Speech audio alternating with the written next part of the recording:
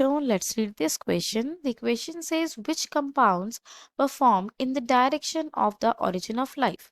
कि वो पूछा कि किस तरह के कंपाउंड्स बने होंगे जिससे अल्टीमेटली आगे चलकर जो लाइफ है उसके ओरिजिन की शुरुआत हुई होगी। तो यहाँ पर इस क्वेश्चन को सॉल्व करने के लिए हमारा जो की कंसेप्ट यूज होगा that would be origin of life. Life कैसे ओरिजिनेट हुई होगी इस पे बहुत सारी थ्योरीज जो है वो दे रखी है, बट जो मोस्ट एक्सेप्टेड और जो मोस्ट रिलायबल थ्योरी लगती है that is theory of chemical evolution. ये जो थ्योरी ऑफ केमिकल इवोल्यूशन है जो कि ओपेरन हेल्डेन ने दी थी, इसमें उन्होंने बताया कि किस तरीके से सिंपल मॉलिक्यूल्स है, सिंपल एटम्स है, उन्होंने मिलकर मॉलिक्यूल्स बनाए होंगे।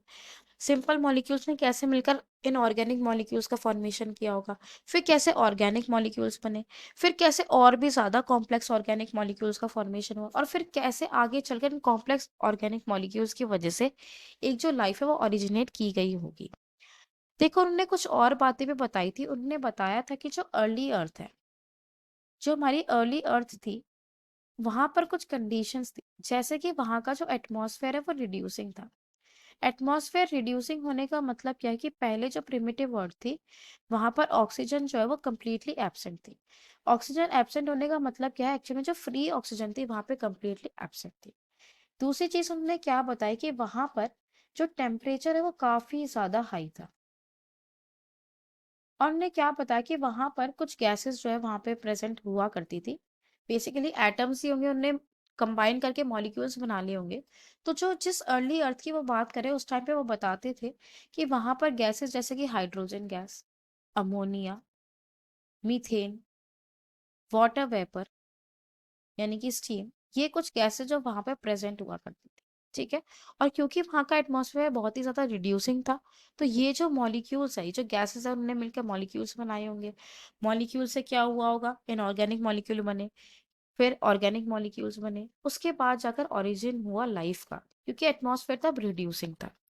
अब देखो उन्होंने क्या क्या बताया, एक बार हम सीक्वेंस को देखें तो उन्होंने क्या बोला, उन्होंने बोला कि पहले कुछ सिंपल एटम्स हुआ करते होंगे, जैसे कि कार्बन हो गया, हाइड्रोजन हो गया, ठीक है, नाइट्रोजन हो गया, इस तरह की चीजें जो है वो प्रेजेंट हुआ करती होगी।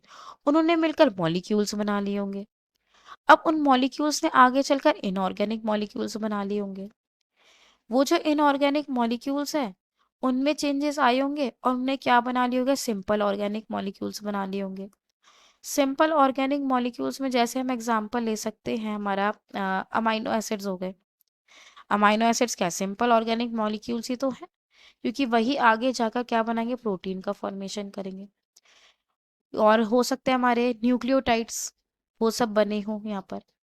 और फिर इन्हीं सिंपल ऑर्गेनिक मॉलिक्यूल्स ने अल्टीमेटली क्या बना लिया होगा, कॉम्प्लेक्स ऑर्गेनिक मॉलिक्यूल्स बना लिए होंगे। और इन कॉम्प्लेक्स ऑर्गेनिक मॉलिक्यूल्स ने ही एक फाउंडेशन ले किया होगा जिसकी वजह से जो है ओरिजिन हुआ होगा लाइफ का।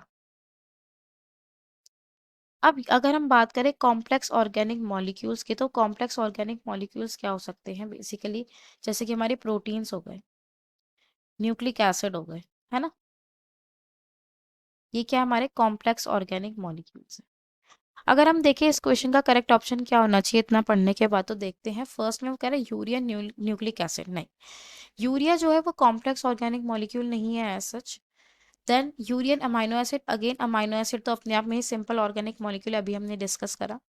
देन वो कह रहा है proteins and nucleic acid, yes this option is correct. फिर वो कह रहा है protein amino acid, again amino acid तो सिंपल ऑर्गेनिक मॉलिक्यूल्स है।